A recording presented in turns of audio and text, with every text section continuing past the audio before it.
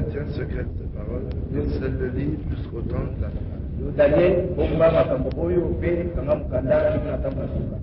Plusieurs alors le liront et la connaissance augmentera. Et moi, Daniel, je regardais, voici deux hommes se tenaient debout. L'un en deçà du bord du fleuve et l'autre au-delà du bord du fleuve. L'un d'eux dit à l'homme vêtu de lin,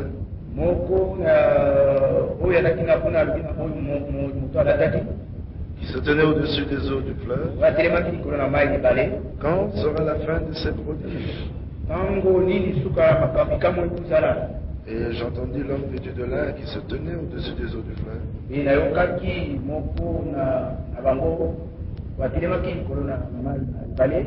leva vers les cieux sa main droite et sa main gauche. Il jura par celui qui vit éternellement que ce sera dans un temps, 2 temps et la moitié d'un temps, et que toutes ces choses finiront quand la force du peuple saint sera entièrement brisée. J'entendis, mais je ne compris pas, et je dis, mon Seigneur, quelle sera l'issue de ces choses? Répondit, va Daniel, car ces paroles seront tenues secrètes et scellées jusqu'au temps de la fin. Plusieurs seront purifiés, blanchis et éprouvés. Les méchants feront le mal, et aucun des méchants ne comprendra. Mais ceux qui auront de l'intelligence comprendront.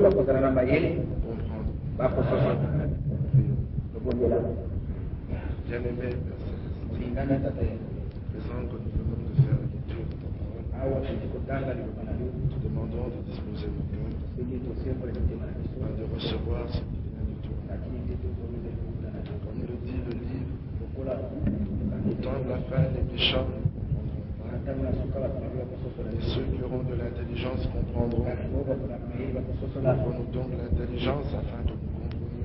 Nous recevons les choses qui sont pour notre vie, afin que nous ne soyons pas inconsidérés, mais que nous puissions racheter le temps en relevant la tête, sachant que notre délivrance approche. Que seul ce que toi tu veux que nous puissions entendre puisse se faire entendre ce soir, et que tous ceux qui sont venus tournent comme les disciples sur le chemin d'Emmaüs en disant, notre cœur ne voulait-il pas au-dedans de nous lorsqu'il nous parlait? Ainsi parle-nous ce soir et réveille en nous ce feu divin. Pour tous ceux qui est contraire à ta volonté pour cette route,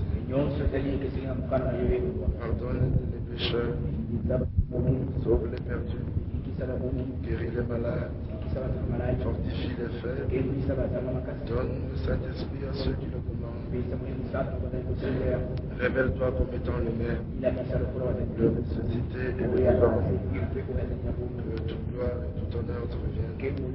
Dans le nom de Jésus-Christ. Amen.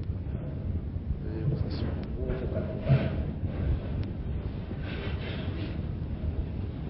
Le passage de Daniel que nous venons de lire est connu de nous tous. Daniel avait vu de grandes choses. Et vous savez que nous parlons des 70 semaines de Daniel. Daniel avait vu de grandes choses. Mais il lui fut dit, toi, Daniel, tiens secret de ces paroles et scelle le livre jusqu'au temps de la fin. Bien que les paroles avaient été données, mais ces choses devaient être scellées jusqu'au temps de la fin. Un livre, la révélation dit Ésaïe. Nous sommes dans Ésaïe au chapitre 28. Ésaïe 29, verset 11. Toute la révélation est pour vous comme les mots d'un livre cacheté, que l'on donne à un homme qui sait lire en disant lis donc cela, et qui répond je ne le puis car il est cacheté.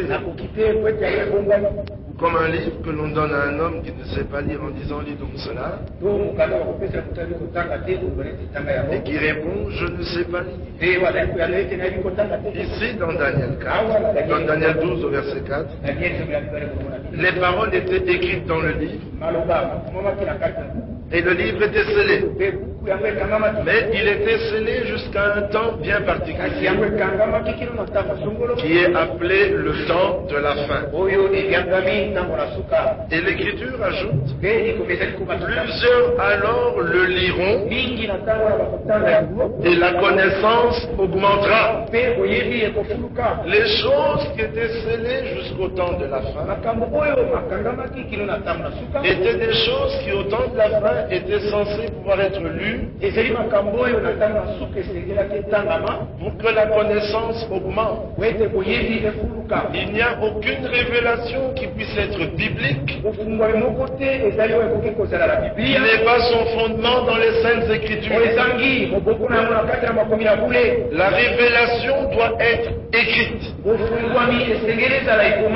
Et au temps marqué par Dieu, le livre scellé est ouvert. Alors nous pouvons prendre connaissance de la révélation. On ne peut pas prétendre que comme c'est une révélation, ce n'est pas écrit. Lisons entre les lignes. Nous ne sommes pas des devins, mais nous sommes des croyants. Dans Deutéronome 29, l'Écriture dit, au verset 29, les choses cachées sont au Seigneur notre Dieu. Les choses révélées sont à nous et à nos enfants à perpétuité. Écoutez, afin que nous mettions en pratique toutes les paroles de cette loi. Les choses qui sont cachées sont au Seigneur. Celles qui sont à nous sont écrites. C'est comme ça que nous avions entendu l'autre fois. Dans Apocalypse au chapitre 1er.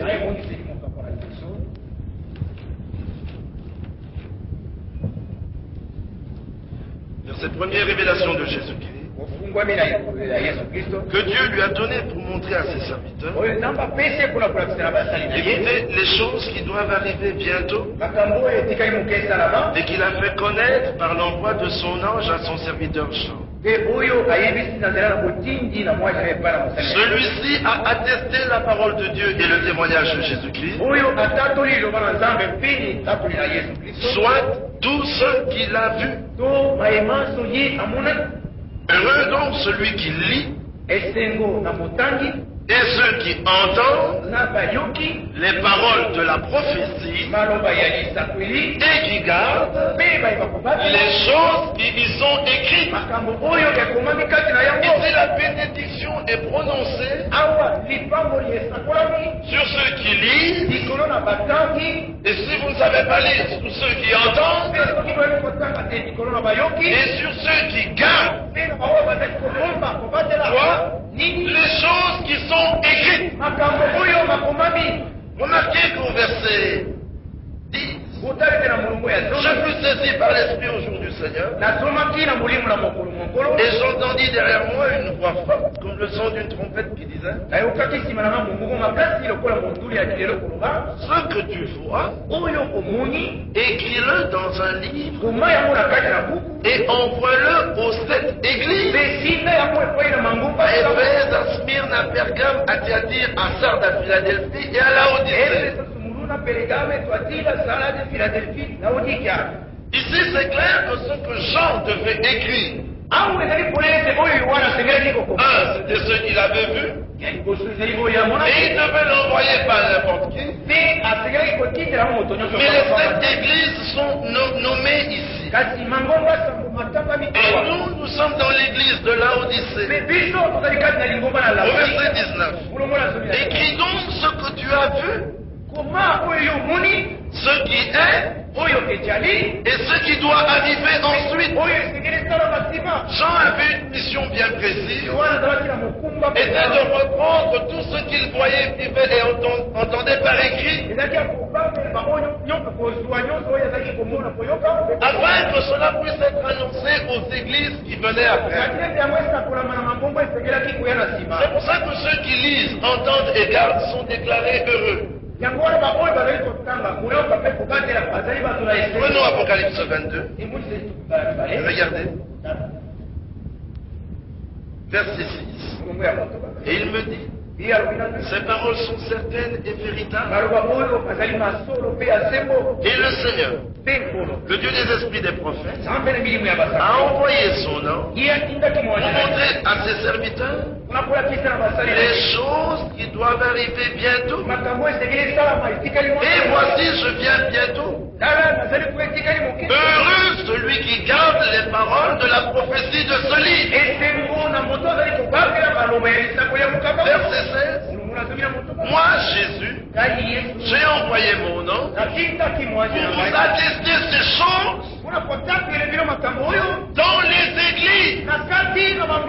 Celui qui prêche dans l'une de ces églises ne peut pas aller au-delà de ce qui est écrit. Et il ne peut pas rester en deçà non plus. Toujours au chapitre 22, il est dit au verset 18. Je le déclare à quiconque entend les paroles de la prophétie de ce livre. Donc vous êtes au nombre de ceux qui entendent. Si quelqu'un y ajoute quelque chose, Dieu dit, n'écris pas, toi tu juges bon d'ajouter. Dieu te frappera des fléaux décrits dans ce livre. Et si quelqu'un retranche quelque chose, les paroles du livre de cette prophétie, Dieu retranchera sa part de l'arbre de la vie et de la ville sainte décrite dans ce livre. Ici, c'est une mise en garde. C'est un avertissement. Nul ne doit retirer, nul ne doit ajouter. Mais voici où se trouve le problème. Remarquez qu'on dit à Jean, écris ce que tu vois. Jean avait une vision. Nous sommes au verset 11, chapitre 1er, verset 11. Ce que tu vois, écris-le dans un livre. Jean n'avait qu'écrire ce qu'il voyait. Daniel aussi avait vu certaines choses. Regardez d'ailleurs, dans Daniel 12, Daniel voit, Daniel entend. Au verset 8, il déclare. D'abord au verset 5. Verset 5. Et moi, Daniel, je regardais et voici. Il décrit la vision. Au verset 8, il dit ce qu'il entend. J'entendis, mais il ajoute, je ne compris pas. Et je dis, mon Seigneur, quelle sera l'issue de ces choses? Daniel a vu et entendu, mais il n'a pas compris. Une chose est la proclamation d'une vision. Ici, nous avons le cas de Daniel, qui voyant une vision, la proclame, mais il déclare lui-même qu'il n'avait pas l'entendement de cette vision. Une chose est la proclamation. La révélation de la vision, c'est aussi une autre chose. Et l'accomplissement de la vision, c'est une troisième chose. Les croyants du temps de la fin, du message du temps de la fin, confondent révélation et accomplissement. Ils confondent. Vision, proclamation, révélation et accomplissement. Vous pouvez avoir une vision, entendre la proclamation, mais la chose n'est pas encore arrivée et vous ne la comprenez pas. Plus tard, vous pouvez en avoir la révélation et la chose n'est toujours pas accomplie. Et un jour, vous aurez l'accomplissement. Vous pouvez avoir la révélation de l'accomplissement.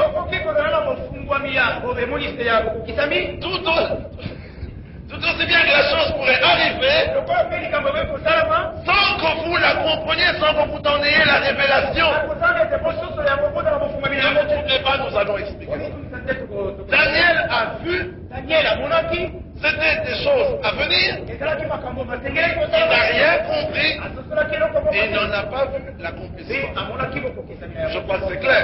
Puisqu'il lui est dit, verset 9, va Daniel, car ces paroles que tu viens d'entendre, dont tu cherches la compréhension, seront tenues secrètes et scellées jusqu'au temps de la fin. Mais au temps de la fin, les méchants ne comprendront pas, mais ceux qui auront de l'intelligence comprendront. Donc la compréhension, la révélation était à venir. Même l'accomplissement était à venir. Car il y a une question qui est posée. Au verset 6, l'un d'eux dit à l'homme vêtu de lin qui se tenait au-dessus des eaux du fleuve, quand sera la fin de ces prodiges? Ici, il pose la question sur l'accomplissement. La réponse est claire. Quand la force du peuple saint sera entièrement brisée. L'accomplissement était à venir. La révélation était à venir. Je crois que c'est clair. Maintenant, nous verrons le cas où l'accomplissement a eu lieu sans que les gens aient la révélation. Nous sommes dans l'Apocalypse. Au chapitre 1er, verset 11, nous avons lu. Ce que tu vois, écris-le dans un livre et envoie-le aux 7 églises. Éphèse, Smyrne, Pergame, Thyatire, Sardes et Philadelphie et Laodicée. Mais regardez dans au chapitre 2, et qui annonce l'église d'Éphèse. Voici ce que dit celui qui tient les 7 étoiles dans sa main droite,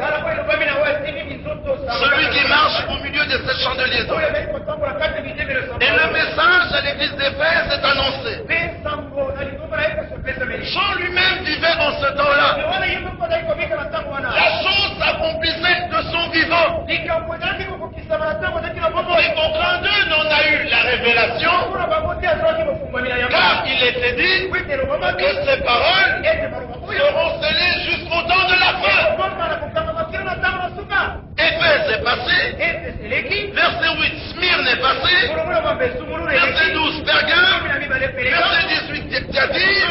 Les choses s'accomplissaient, ces hommes pouvaient les lire, mais ils n'en avaient pas la révélation. Car c'était au temps de la fin que la révélation devait être apportée. Est-ce que c'est clair? Maintenant, arrivé au temps de la fin, voici où se situe l'un des problèmes. Apocalypse chapitre 5. Puis je vis dans la main droite de celui qui est assis sur le trône un livre écrit en dedans et en dehors, scellé de 7 sceaux. Nous l'avons déjà dit, qu'un sceau n'est que l'élément qui ferme le livre. En brisant le sceau, vous avez accès à quelque chose et vous voyez ce qui s'accomplit et qui était scellé par le sceau. Est-ce que c'est clair? Parce que les gens croient que les sceaux sont soit des périodes de temps qui doivent se succéder l'une après l'autre, premier, deuxième, troisième Il faut que ça se succède.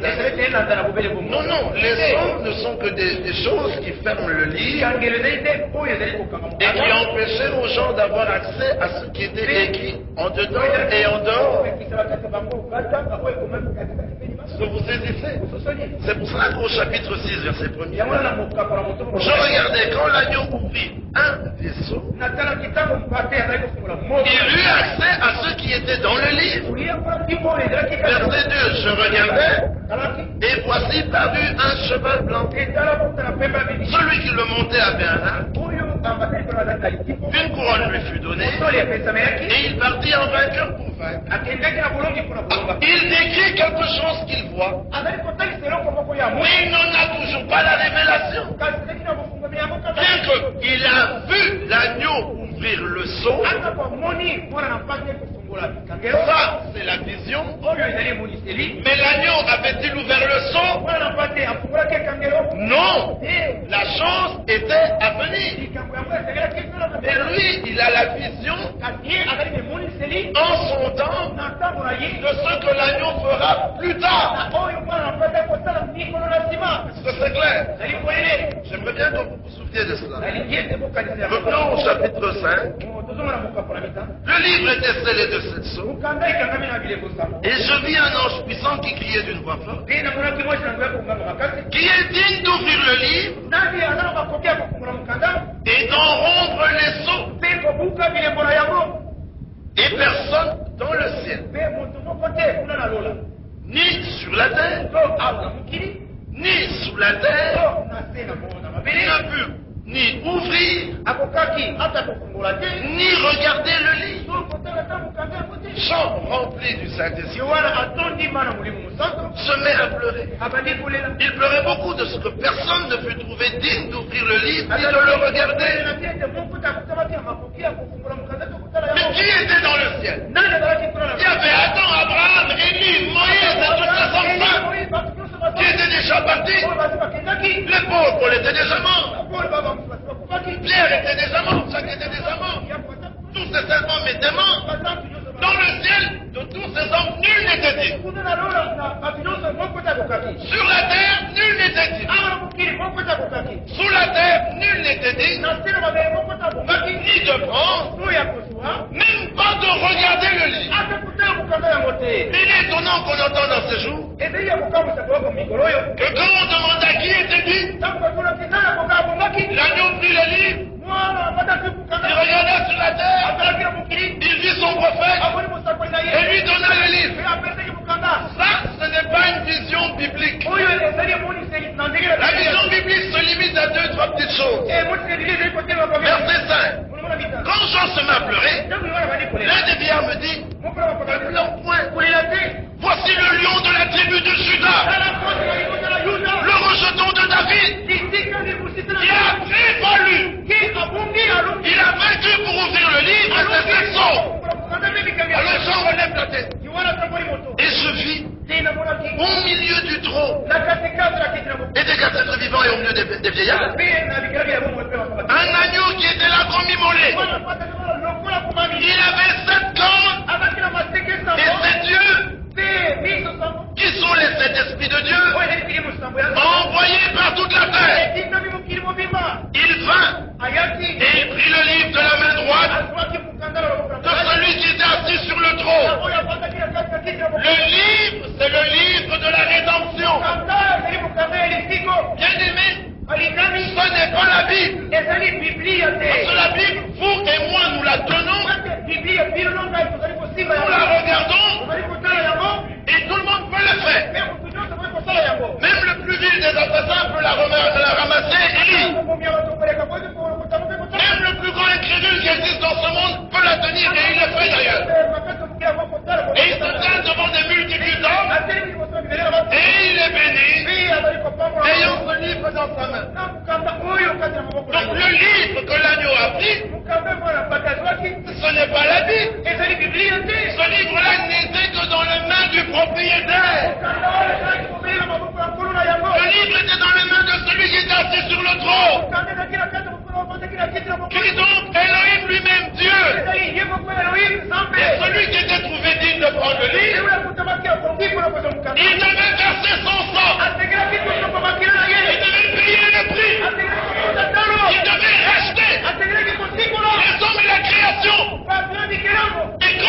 avait fait, lui le rédempteur, il a pris le livre de la rédemption. Alors ils ont dit, mais toi tu es dit. Tu n'es pas dit parce que tu n'as pas fait ceci, parce que tu n'as pas fait cela. Donc tu es dit, car tu as été immolé. Est-ce que c'est clair? Seul celui qui a été immolé a été trouvé digne de prendre le livre, qui est le livre de la rédemption. De toutes les manières, il nous a dit que dans le livre, on nous annonçait les choses qui devaient arriver, pas celles qui étaient passées.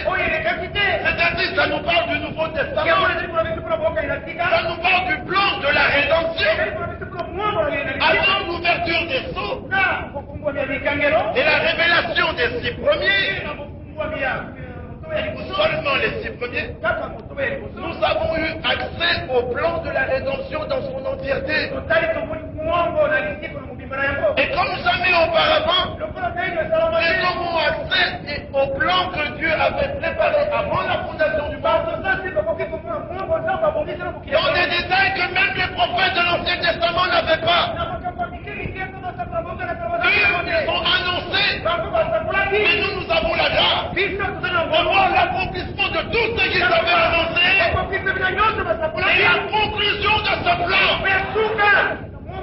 C'est pour cela qu'une révélation doit être apportée en cette heure pour que nous puissions être stimulés. Quand l'agneau a pris le livre, il n'y a aucun passage qui dit Dieu le donna à quelqu'un d'autre.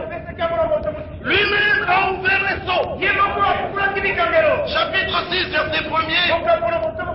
Quand l'agneau ouvrit un des sceaux. Verset 3, quand il ouvrit le second. Verset 5, quand il ouvrit le troisième. Verset 7, il ouvrit le quatrième. Verset 9, il ouvre le cinquième. Verset 12, il ouvre le sixième. Apocalypse 8, 1, verset 1er, il ouvre le septième. William Branham n'a ouvert aucun sceau. L'agneau a ouvert tous les 7 sceaux. Est-ce que c'est clair?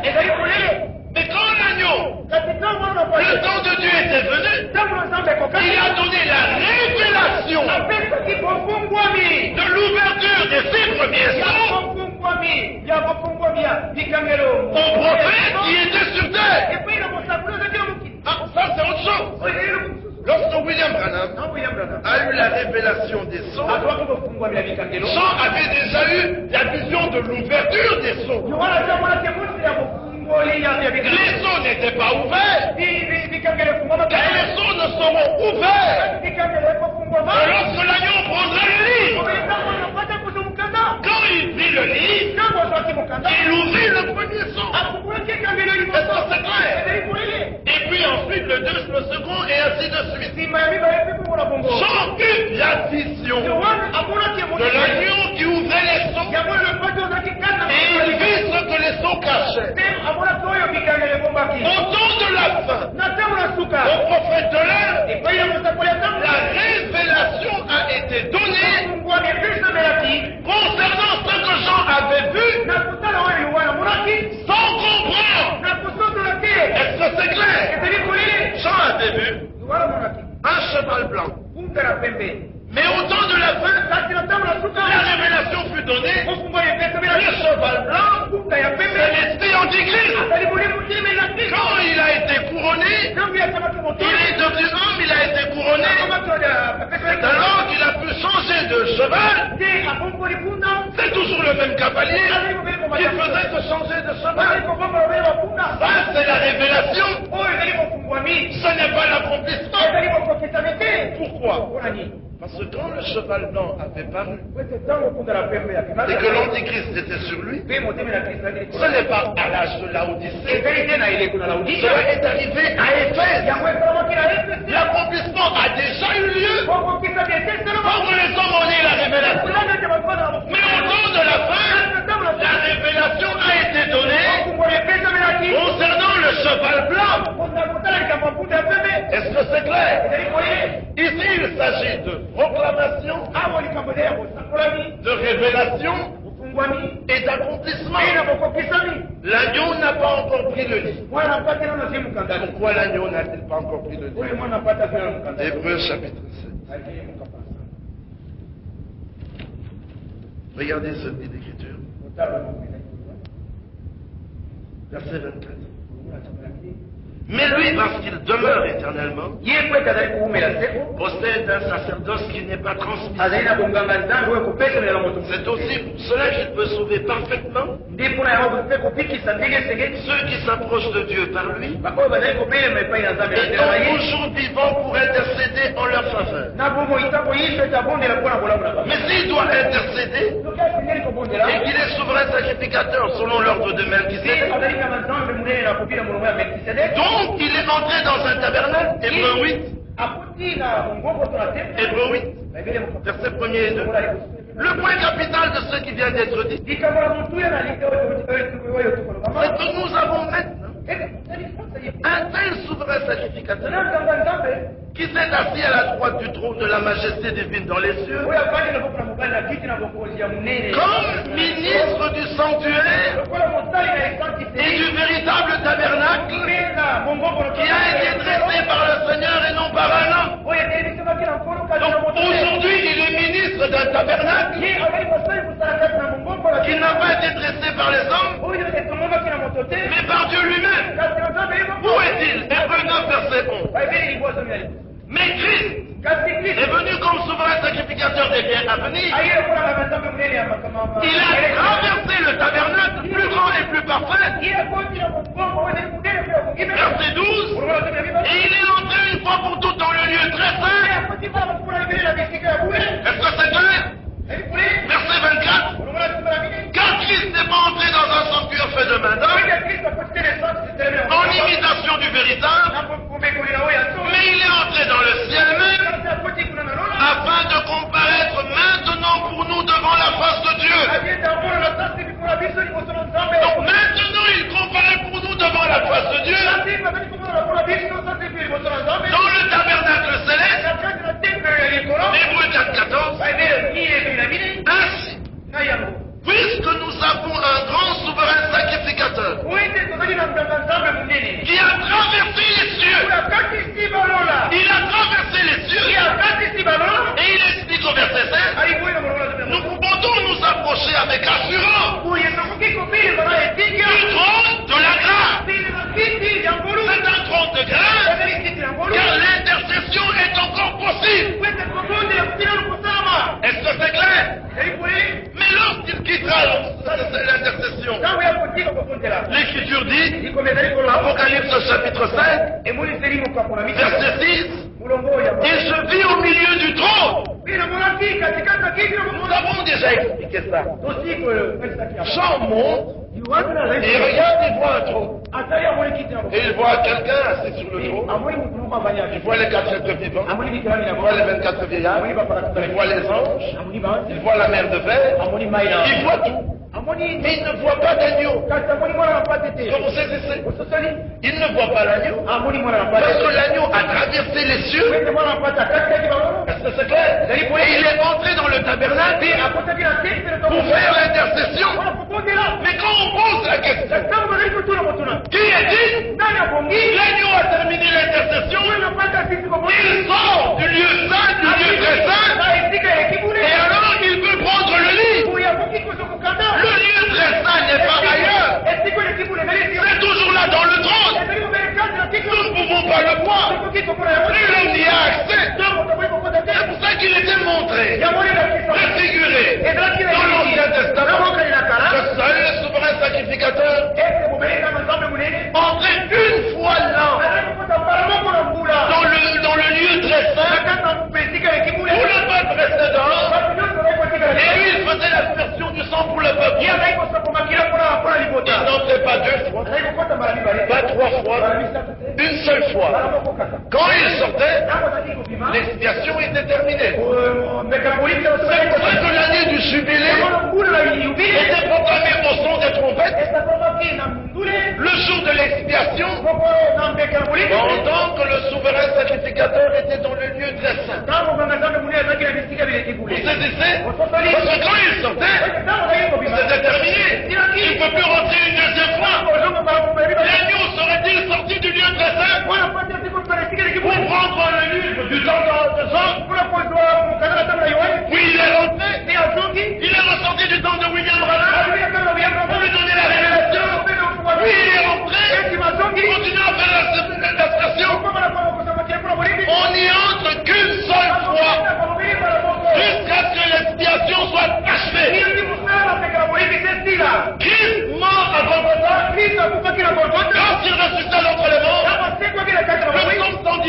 Seigneur Dieu dit à mon Seigneur le roi, monte ici, assieds-toi à ma droite, je fais de toi un souverain sacrificateur selon l'ordre de Melchisédek.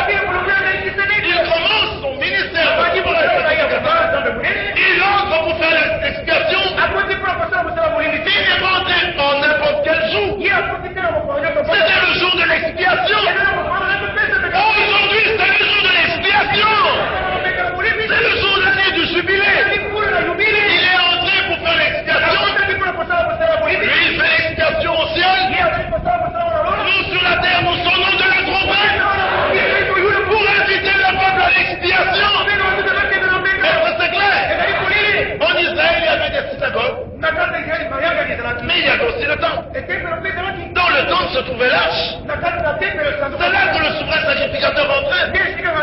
Mais dans les différentes villes de Jérusalem et d'Israël, il y avait des synagogues. Il y avait des souverains sacrificateurs. Mais le lieu très saint n'était qu'à Jérusalem.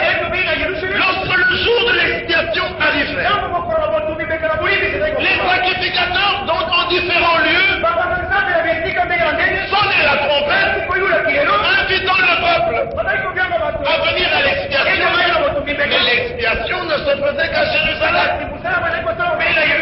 Oh, Christ n'est pas entré dans un tabernacle fait de main d'homme. Il est entré dans un tabernacle céleste. Pendant que lui fait l'expiation, nous invitons le peuple à l'expiation. Amen. Lorsqu'il aura achevé, il sortira. Alors la grâce sera terminée. Donc aujourd'hui, c'est jour de grâce. Aujourd'hui, c'est le temps favorable. Donc il est encore dans le lieu très saint. Il y a une chose étrange. Ils disent que la grâce est terminée. J'ai même pas besoin qu'on me le démontre qu'elle n'est pas terminée. Parce que la preuve, c'est que je suis toujours pardonné et ma conscience est toujours purifiée et je me sens sanctifié. Si la grâce était achevée, je ne pourrais pas expérimenter toutes ces choses. Et quand vous leur demandez, c'est quand que l'agneau a pris le lit, environ en 63. En 63, l'agneau a pris le lit. Le prophète a brisé les sceaux. Et la grâce est terminée depuis 63. Ceux qui vous disent ça, d'autres sont nés en 66. Et d'autres qui étaient nés avant ont été sauvés en 80. Et vous dites, moi, j'ai été sauvé en 80. Et tu lui demandais quand la grâce était achevée? En 63. Ça, ce n'est pas simplement de la sottise, mais c'est de la folie. Ils sont vus à un vin et ils sont ivres. Vous avez déjà remarqué le comble avec des hommes ivres? Tu es ivre?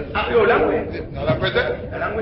Il discute. Mais il n'est pas prêt à croire, à accepter qu'il est ivre. Il ne peut pas accepter ça. N'essaie même pas de lui démontrer qu'il est ivre. Parce qu'il ne comprendra pas qu'il est ivre. C'est pas le propre même de l'ivresse.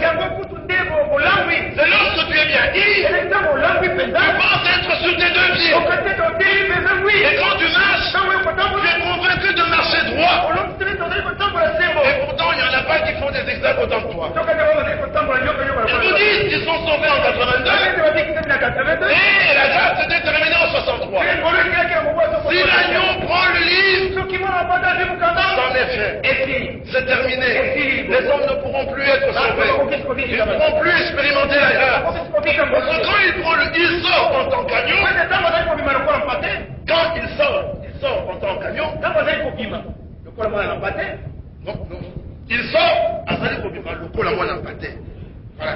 Il sort en tant qu'agneau. Voilà. Et quand il prend le lit, il est lion. C'est important. Il n'y a rien que je l'ai repris. Parce que lorsqu'il est agneau, c'est que la grâce continue. Quand il est lion, dans l'effet de la grâce. Nous ne connaissons pas le lion de la tribu de Juda. Tout notre enseignement, toute notre foi est basé sur l'agneau de Dieu. Lion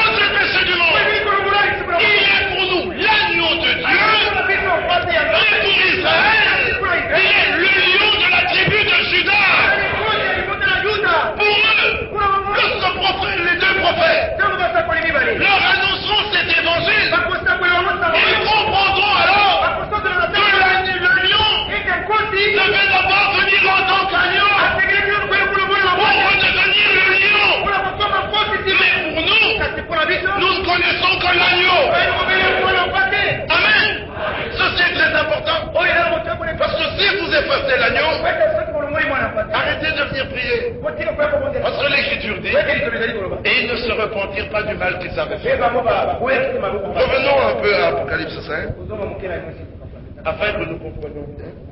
Donc Jean a eu la vision. Bien aimés frères, une vision c'est une chose que Dieu doit faire dans le futur. Et qui vous est révélée au présent.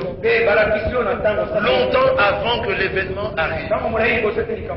Jean a vu l'agneau prendre le livre et ouvrir les sceaux. Tout ce qui a été donné dans cet âge, c'est la révélation de ce que Jean avait vu. Jean avait vu l'agneau prendre le livre. Et il fut dit en cette heure que l'agneau qui a pris le livre, c'est Jésus qui a versé son sang à Golgotha.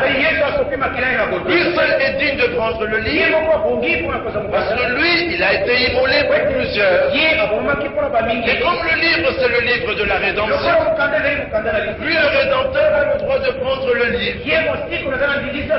Et alors, quand on le voit ouvrir le premier sceau, il fut dit au prophète de l'heure, voici ce que cela veut dire. Mais un jour, l'agneau viendra, il prendra le livre et il brisera les sceaux l'un après l'autre. Et la grâce étant achevée, tout se transforme en colère. Car vous verrez plus tard, si nous avons le temps, que lorsque le sixième sceau est ouvert, finalement à la fin ce sont des temps de tourment et de colère qui fondent sur le monde.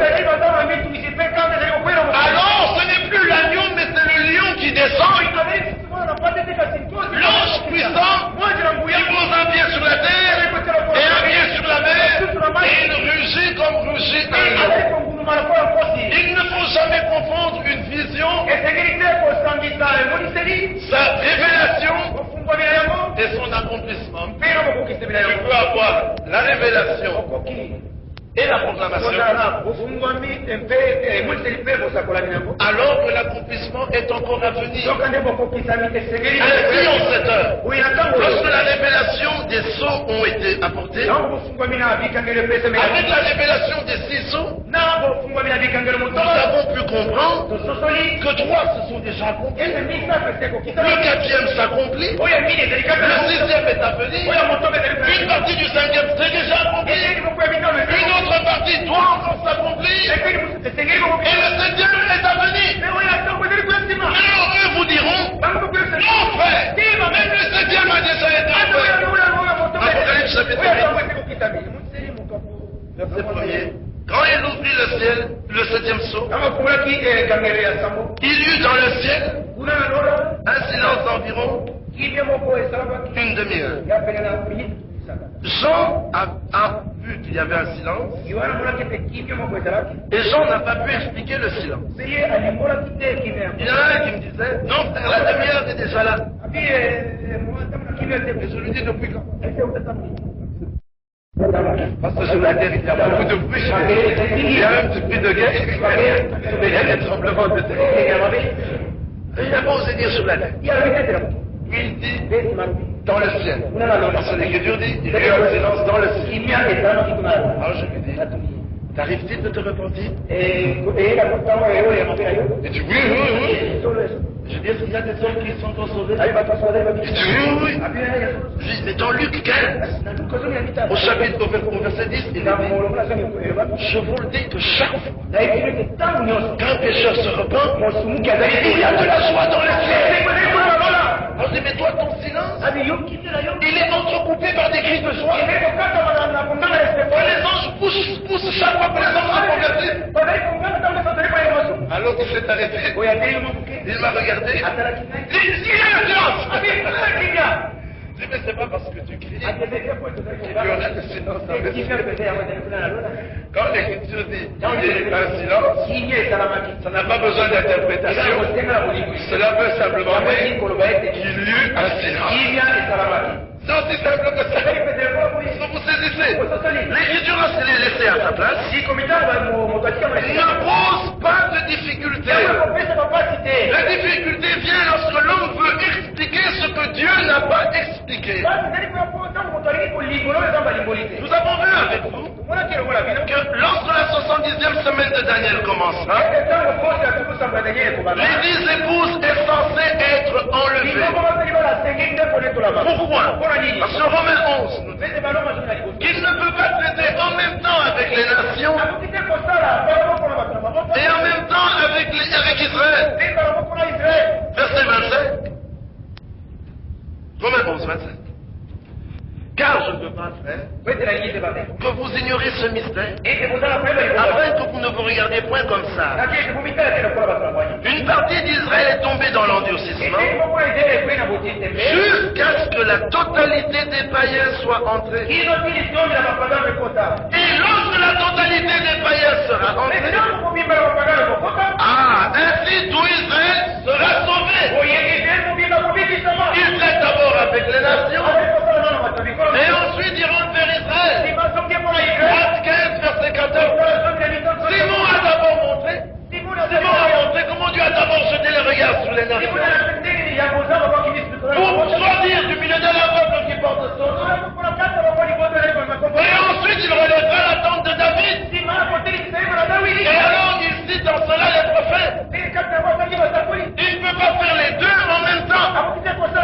Quand il traite avec Israël, Matthieu 10, il dit, je ne vous envoie pas vers les païens, mais je vous envoie vers les brebis perdues de la maison d'Israël. Lorsqu'il arrête avec Israël, Matthieu 28 dit ça, il dit, allez vers toutes les nations, et faites de toutes les nations des disciples. C'est ce que Paul confirme dans l'acte 13, 47. Il dit, c'est à vous premièrement que cette parole est venue, et quand vous vous jugez vous-même indigne, nous nous tournons vers les païens, comme le Seigneur nous l'a ordonné, je t'ai établi pour être la lumière de la terre, pour conclure une alliance avec les extrémités de la terre. Il citait Ésaïe 48, Ésaïe 42. C'était clair, le Seigneur ne peut pas traiter avec les deux en même temps. Oh, depuis Golgotha, il a tourné son regard vers les nations. À Golgotha, s'accomplissait Daniel 9, 26, comme nous l'avons vu. À la fin de la 69e semaine, le Messie sera retranché. À la fin de la 69e semaine, le Messie fut mis à mort et l'ère des gentils commença. Depuis près de 2000 ans, entre les nations, des hommes sont appelés, des femmes sont appelées. Pour faire l'expérience de la nouvelle naissance et du sang du Saint-Esprit, car Dieu choisit du milieu d'eux un peuple qui devait porter son nom, comme il l'avait fait avec Joseph. Joseph rejeté par ses frères, alla en Égypte, et là il prit une femme païenne avec laquelle il engendra Ephraïm et Manassé.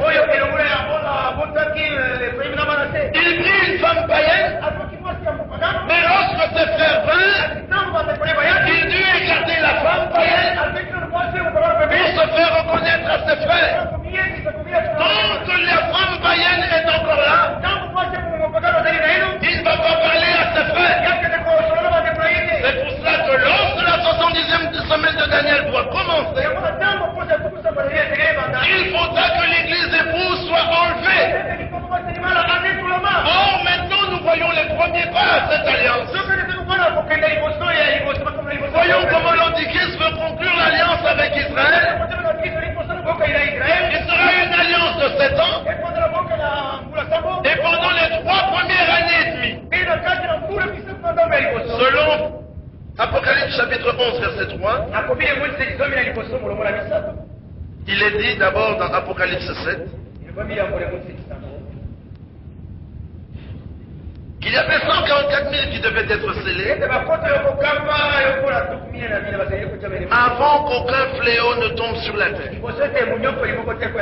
Or, pour être scellé, Éphésiens 1:13 dit, après avoir entendu l'évangile de votre salut, la parole de la vérité, vous avez été scellés du Saint-Esprit qui a été promis. Et Israël n'accepte pas n'importe quelle prédication. Il ne reçoit que des prophètes. C'est ainsi que dans Apocalypse 11 au verset 3, les deux prophètes doivent prêcher la parole pendant 3 ans et demi, soit 1260 jours. Pendant ces 3 ans et demi, 144 000 élus sont scellés. Nous avons aussi entendu dire qu'il n'y en aura que 144 000 qui seront sauvés. Non, il n'y en aura que 144 000 qui seront scellés. Mais l'Écriture nous dit dans Matthieu 22 qu'il y a beaucoup d'appelés et peu d'élus. La prédication concerne les élus. Alors on dit que seuls 144 000 seront scellés. Mais il y en aura d'autres qui seront sauvés sans être scellés. Et ainsi, lorsqu'il est dit tout Israël sera sauvé, ça ne veut pas dire que tous les Israéliens seront sauvés. Non. Romains 9:6, ce n'est point à dire que la parole de Dieu soit restée sans effet. Car tous ceux qui descendent d'Israël ne sont pas Israël. Dieu connaît Israël. Romains chapitre 11, verset 1er. Je dis donc, Dieu a-t-il rejeté son peuple? Loin de là. Car moi aussi je suis israélite de la postérité d'Abraham, de la tribu de Benjamin. Dieu n'a pas rejeté son peuple qu'il a connu d'avant. Ne savez-vous pas ce que l'Écriture rapporte d'Élie? Comment il adresse à Dieu cette plainte contre Israël? Je suis resté seul. Verset 4. Mais quelle réponse Dieu lui donne-t-il? Je me suis réservé 7000 hommes qui n'ont pas fléchi le genou devant Baal. De même aussi dans le temps présent, il y a un reste selon l'élection de la grâce. 144 000 seront scellés, mais il y en aura qui seront aussi sauvés. Car le royaume qui doit être installé sur terre, c'est le royaume d'Israël, avec Christ comme roi, le fils de David. L'union de la tribu de Juda. Ce n'est pas tout Israël qui est là, mais c'est tout Israël que Dieu connaît. Tout Israël sera sauvé. Les 144 000 seront scellés et seront appelés par le ministère des deux prophètes. Et l'Écriture nous dit dans Apocalypse 14, je regardais et voici l'agneau se tenait sur la montagne de Sion, avec 834 000 personnes qui avaient son nom et le nom de son père écrit sur leur front. Regardez ici au chapitre 14, nous voyons encore l'agneau. C'est que c'est encore la grâce. À l'enlèvement de l'église épouse, le temps de grâce pour les nations prend fin, mais la grâce continue pendant 3 ans et demi pour Israël. Avec la prédication des deux prophètes, les 144 000 se retrouvent sur la montagne de Sion avec l'agneau. Verset 2, nous dans le ciel nous chantons. Verset 3, eux sur la terre apprennent ce cantique. Mais quel cantique est-ce? C'est un cantique nouveau. C'est le cantique des rachetés. Parce que les 144 000, on part à la même rédemption que toi et moi. Ce sont des rachetés de la terre. Amen. C'est après ce passage d'Apocalypse 14 qui est à la fin des 3 premières années et demie.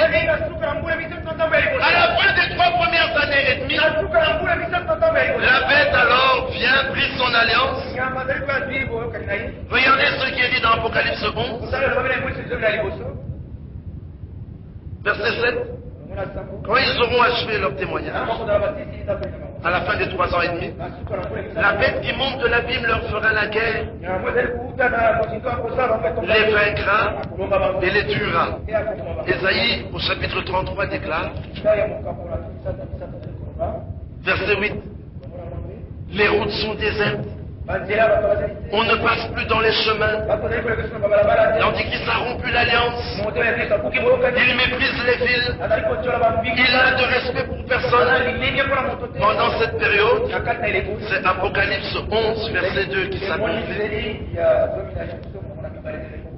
Mais le parvis extérieur du temple, laisse-le de côté et ne le mesure pas, car il a été donné aux nations et elles fouleront au pied la ville sainte pendant 42 mois. 42 mois de grâce. Élie et Moïse prophétisent 42 mois de grande tribulation. Ça nous fait 7 ans et c'est la 70e semaine de Daniel. Les 3 dernières années sont des années terribles. Ce sont des années de colère.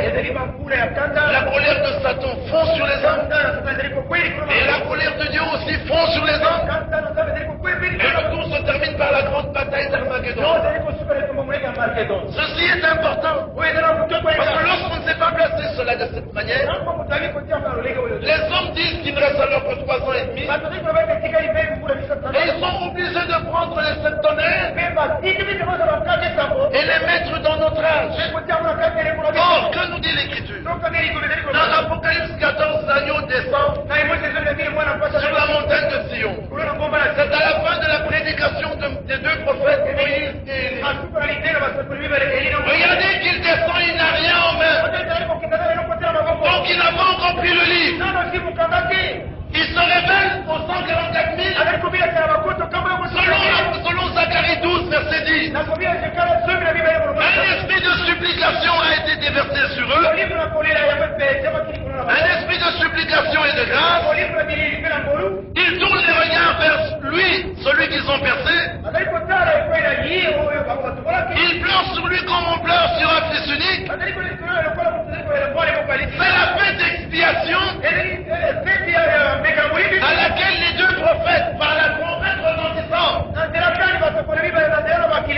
Matthieu 24, 31, les ont appelés. Parce que la fête des trompettes, la proclamation des trompettes, appelait Israël à l'expiation. Les 2 prophètes proclament pendant 3 ans et demi. Apocalypse 14, ils reconnaissent l'agneau. Quand Israël réalise que lui aussi il a part à cette grâce qui a été donnée en ce temps, c'est alors que l'agneau remonte et que l'agneau se transforme en lion. Le livre est pris, les sons sont brisés, et quand il brise le 7e son, il y a un silence d'une demi-heure, et comme nous dit l'Écriture, verset 2, et je vis les 7 anges qui se tiennent devant Dieu et 7 trompettes leur furent données. Nous parlerons de cette trompette plus tard. À la 6e trompette, Apocalypse 9, 6. Un fléau tombe sur la terre. Et au chapitre 10, c'est alors que l'ange puissant descend. Il met un pied sur la terre, un pied sur la mer. Il a dans sa main un livre ouvert. C'est le livre de la rédemption. Les rachetés des nations sont déjà entrés. Les rachetés d'Israël doivent encore entrer. Maintenant, il a une main occupée. C'est ainsi qu'il lève l'autre main et il rugit comme rugit un lion. Depuis 3 ans et demi, l'Église épouse est au ciel. À la fête de noces. Et quand il rugit comme rugit un lion, les 7 tonnerres font entendre leur voix. Cela concerne ce que Dieu fera en ce temps-là. Ça n'a rien à voir avec nous. Quand Christ viendra pour nous, il sera l'époux. Il restera dans les airs. pied sur la mer, il n'aura pas de livre, il n'aura pas l'arc-en-ciel, son visage ne va pas briller comme ça. Non, son même Jésus, l'homme avec les cicatrices, quand il reviendra, les morts en Christ ressusciteront. Et ça c'est clair, il faut que les morts ressuscitent. Eux et nous,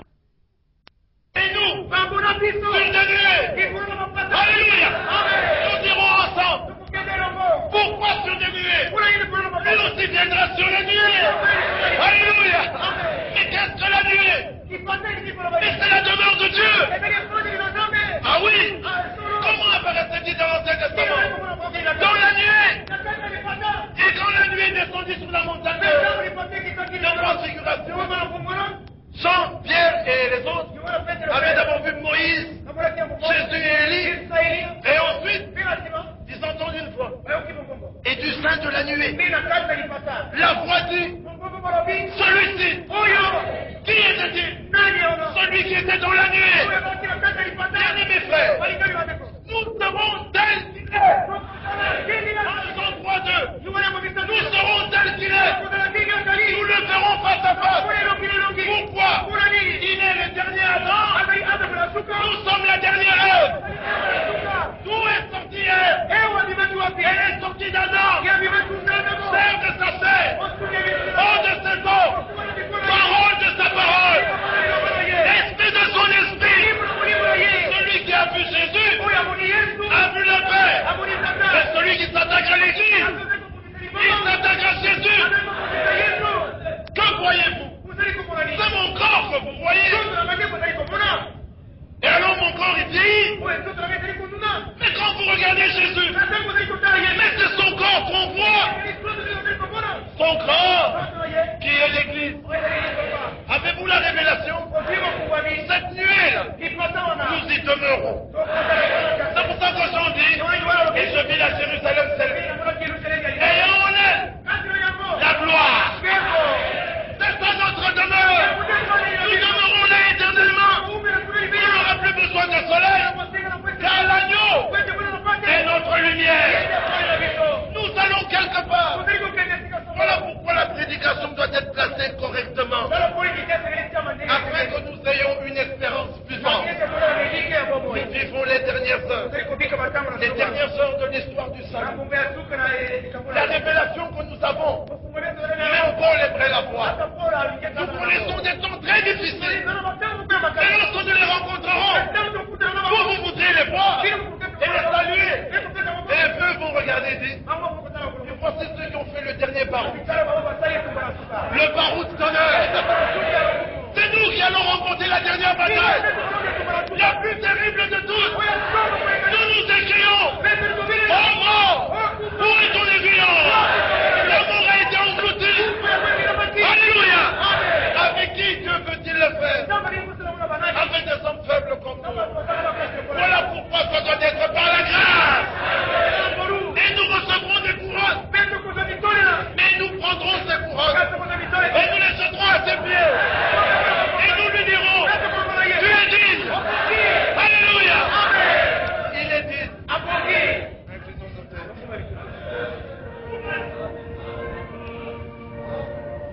Lui seul est digne. Nul autre n'est digne de recevoir notre louange. Car lui seul nous a rachetés. Lui seul a versé son sang. À lui soit la gloire et l'honneur. Il est digne d'être aimé.